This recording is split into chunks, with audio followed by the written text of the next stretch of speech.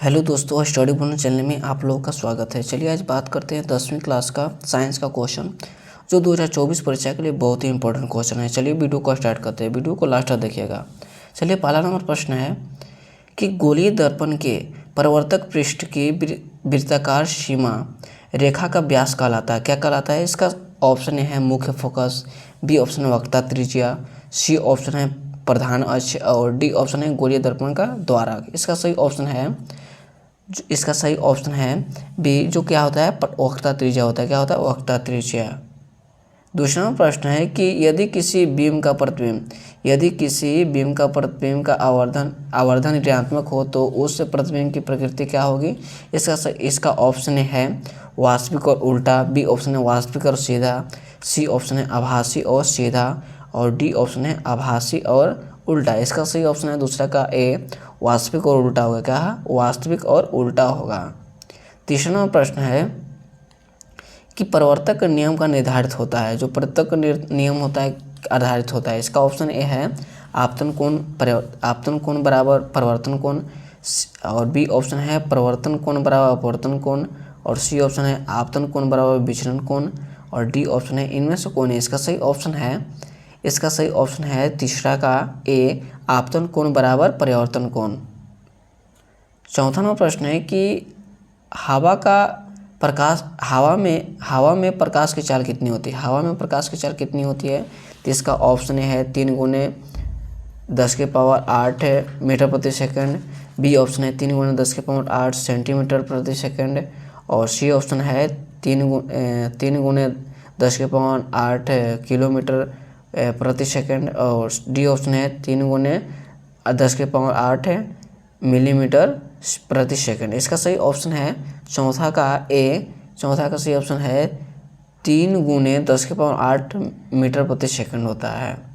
पांचवा प्रश्न है कि प्रकाश का तरंग उदाहरण है, जो प्रकाश का तरंग है इसका उदाहरण क्या है? तो इसका ऑप्शन है ध्वनि तरंग का, बी ऑप्शन है विद्युत चुम्बकीय तरंग का, सी ऑप्शन है परावैंगनी तरंग का, और डी ऑप्शन है प्रावेश्य तरंग का, प्रावेश्य नर तरंग का। इसका सही ऑप्शन है पांचवा का सही ऑप्शन है बी, विद्युत चुम्बकीय तरंग का। छठा नंबर प्रश्न है कि प्रकाश के परावर्तक नियम कितने होते हैं? प्रकाश के परावर्तक कितने नियम होते हैं? तो इसका सही ऑप्शन है 2 नियम होते हैं। कितने होते हैं? 2 नियम होते हैं।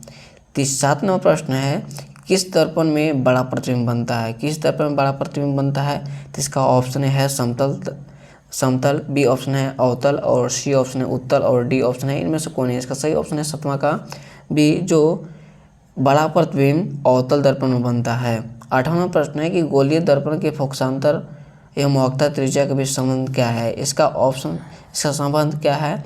ए बराबर 8/2। इसका सही ऑप्शन है 8वां का सी, ए बराबर 8/2, r/2। 19वां प्रश्न है कि सर्च लाइट का परावर्तक सतह होता है।